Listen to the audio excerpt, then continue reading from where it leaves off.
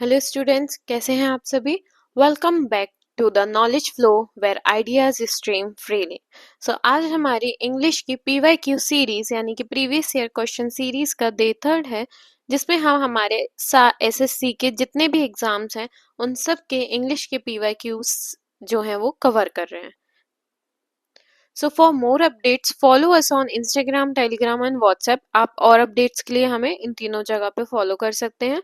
For जो Instagram पे the knowledge flow हमारा चैनल है, पेज है, जिसपे आपको डेली की न्यूज़ एंड क्विजेस प्रोवाइड होंगी। देन जो भी हम क्लास में हमारे डिस्कस करते हैं, जो भी क्वेश्चंस हम सॉल्व करते हैं, उन सब का एक पीडीएफ जो है वो आपको हमारे टेलीग्राम चैनल पे मिलेगा। देन फॉर अदर इंक्वायरीज के लिए आप जो है व्हाट्सएप कर सकते हैं। चलिए अब हम स्टार्ट करते हैं हमारा डे 3 इंग्लिश पीवाईक्यू सीरीज को। Let's start. Select the most appropriate option to fill in the blank. एक हमें fill in the blank given है जिसमें हमें क्वेश्चन फिल करना है, सॉरी एक जिसको हमें फिल करना है ऑप्शन से। हमें 4 ऑप्शन गिवन है। क्वेश्चन क्या है? I am dash busy, A few, B quite, C quite, D tidily. अच्छा, सबको लग रहा होगा कि ये भी क्वाइट है और ये भी क्वाइट है। यस है, तो दोनों ही क्वाइट, पर दोनों का जो मीनिंग है वो क्या है? डिफरेंट है। दोनों का ही मीनिंग जो है वो डिफरेंट है। ओके, सो सी, इधर जो क्वाइट का मीनिंग है उसका मतलब है शांत रहना, यानी कि चुप रहना, है ना। क्या है इसका मतलब? शांत रहना यानी कि चुप रहना। और इधर क्वाइट का मतलब है कि थोड़ा। क्या है इधर क्वाइट का मतलब? थोड़ा। ओके, सो और हम सबके मीनिंग देखते हैं। फ्यू का मतलब होता है कुछ, फ्यू का मीनिंग होता है कुछ, ठीक है। एंड टिडली का मीन होता है साफ सुथरा, नीट एंड क्लीन। क्या होता है? साफ सुथरा, नीट एंड क्लीन। ओके, सो हमारा इसका आंसर क्या होगा? आई एम डैश बिजी, यानी कि मैं कुछ बिजी तो होगा नहीं, शांत बिजी भी नहीं, साफ सुथरा बिजी भी नहीं। क्या होगा? थोड़ा बिजी, यानी कि I am quite busy, right. Next question, the patient absconded from the hospital at dawn।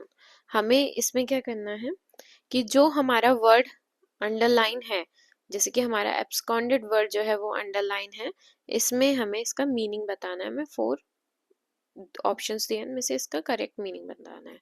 तो जो पेशेंट है डैश, यानी कि एब्सकॉन्ड हो गया कहाँ से? हॉस्पिटल से जो है वो भाग गया। यानी कि एब्सकॉन्ड का मतलब, जो सेंटेंस को अगर आप पढ़े तो उससे हमें एब्सकॉन्डेड का मतलब यही समझ में आता है कि इसका मतलब क्या होगा? भागना। तो फर्स्ट ऑप्शन है learn to communicate with others. नहीं। क्या वो लर्न कर रहा है ताकि वो दूसरों से कम्युनिकेट कर सके? नहीं। Faced lack of cooperation from the nurse? No.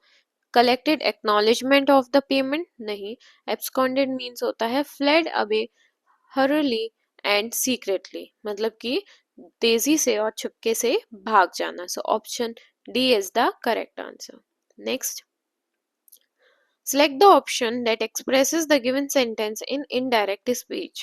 फिर से ये इनडायरेक्ट डायरेक्ट का आ गया है क्वेश्चन। हमें डायरेक्ट में गिवन है और हमें इसको किस में कन्वर्ट करना है? इनडायरेक्ट में। और हमने पढ़ा था कि डायरेक्ट से अगर हमें इसे इनडायरेक्ट में कन्वर्ट करना है, यानी कि हमें प्रेजेंट से कहाँ पे जाना है? हमें प्रेजेंट से पास्ट में जाना है, राइट।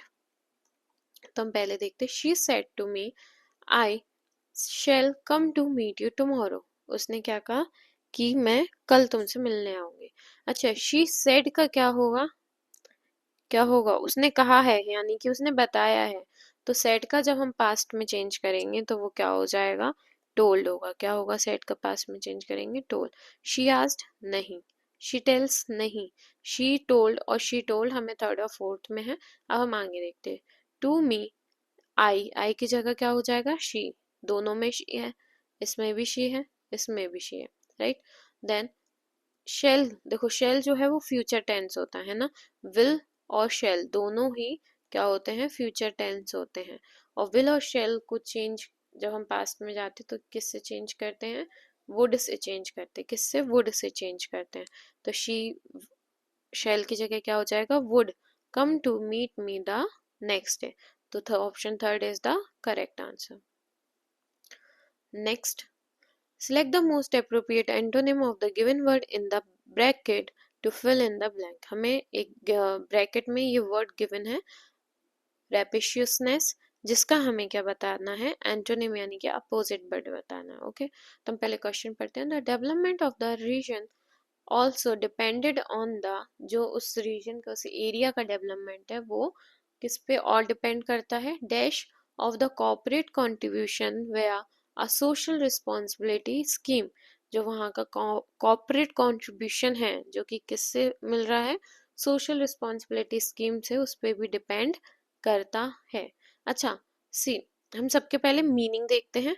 जेनरोसिटी का मीनिंग क्या होता है? जेनरोसिटी का मीनिंग होता है काइंड। क्या होता है जेनरोसिटी का मीनिंग? काइंड। ओके, वॉरेसिटी का मीनिंग क्या होता है? वॉरेसिटी का मीनिंग क्या होता है? भूखा, यानी कि हंग्री है ना, स्टार्विंग, भूखा रहना। देन ग्रीडी का मतलब तो पता ही है, लालच। और वायलेंस का मीन्स अहिंसा, है ना, लड़ाई झगड़ा। तो जो रीजन का डेवलपमेंट है वो क्या लड़ाई झगड़े के कॉपरेशन पे होगा? नहीं। लालच के कॉपरेशन पे मतलब लालच के कॉर्पोरेट कंट्रीब्यूशन पे होगा? नहीं। वॉरेसिटी के?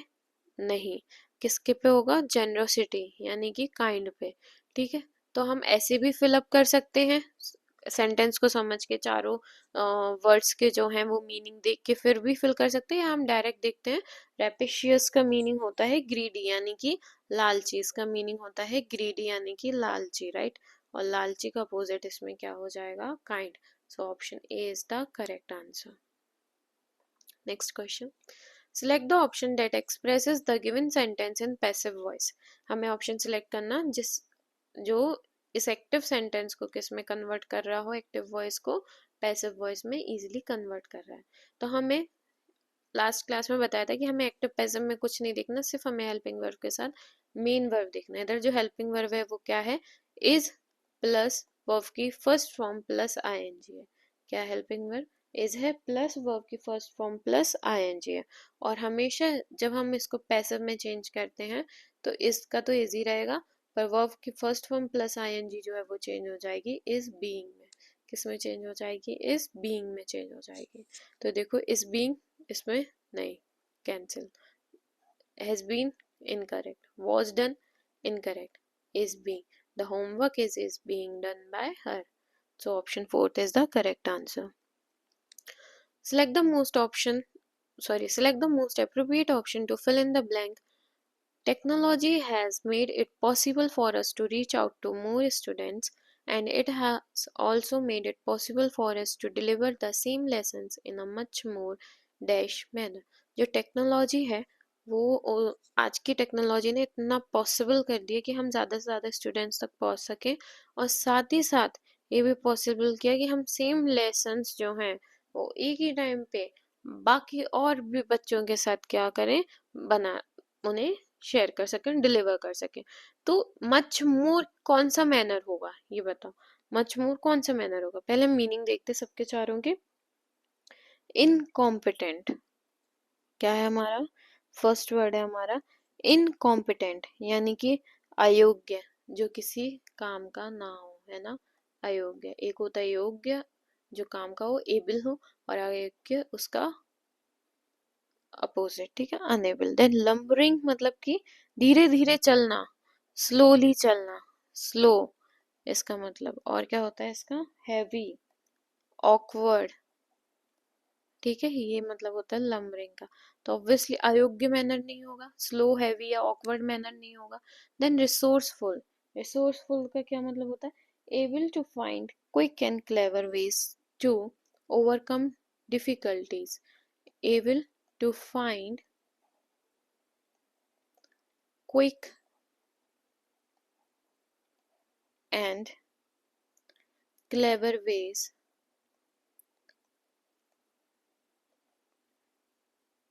टू ओवरकम डिफिकल्टीज, मतलब जो भी हमारी लाइफ में डिफिकल्टीज आ रही हों उनसे ओवरकम करना।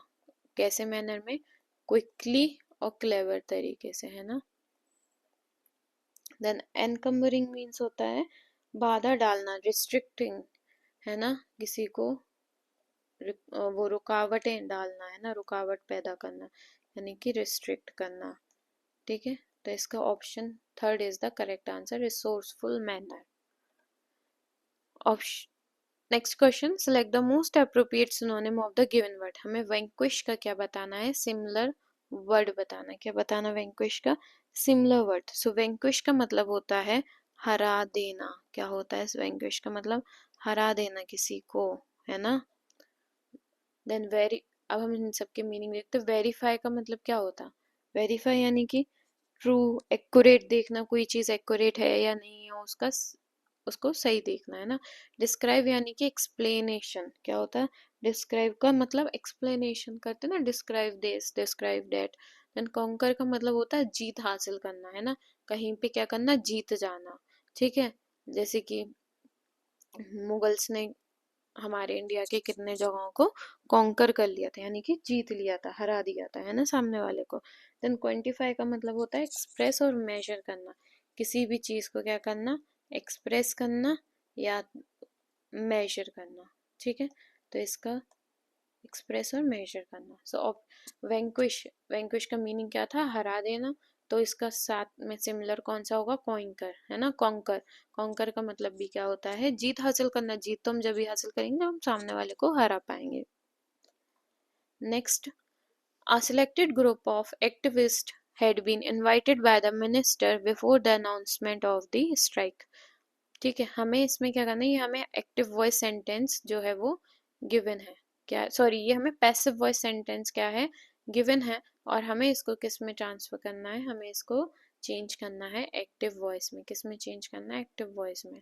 सो हमने देखा था कि वाई के बाद, वाई के पहले क्या आती है, वर्ब की थर्ड फॉर्म, और वाई के बाद हमारा ऑब्जेक्ट आता है, और स्टार्टिंग में हमारा सब्जेक्ट होता है, और हेड बीन हमारी क्या हो गई, हेल्पिंग वर्ब हो गई। तो हमें कुछ नहीं देखना, हमें एक्टिव पैसिव में सब्जेक्ट ऑब्जेक्टिव बाय ये सब नहीं देखना, हमें सिर्फ क्या देखना है, सिर्फ हमें हेल्पिंग वर्ब और मेन वर्ब देखनी है कौन सी है, और उसके अकॉर्डिंगली पैसिव वॉइस में या एक्टिव वॉइस में हमें चेंज करना होता है। तो जब पैसिव वॉइस में हैड बीन और वर्ब की थर्ड फॉर्म, हैड बीन और वर्ब की थर्ड फॉर्म गिवन होती है, तो हम उसको चेंज करते हैं, हैड किस में चेंज करते हैं, हेड प्लस वर्ब की थर्ड फॉर्म में, हेड प्लस वर्ब की थर्ड फॉर्म में हम चेंज करते हैं। तो हम देखते हैं इसमें क्या है, इसमें वॉज प्लस वर्ब की फर्स्ट फॉर्म प्लस आईएनजी, इसमें हेड बीन ही है, सेम है। ठीक है, इसमें इनवाइटेड यानी कि वर्ब की सिर्फ सेकंड फॉर्म गिवन है, ये हमारा हेड प्लस वर्ब की थर्ड फॉर्म गिवन है। So option fourth is the correct answer.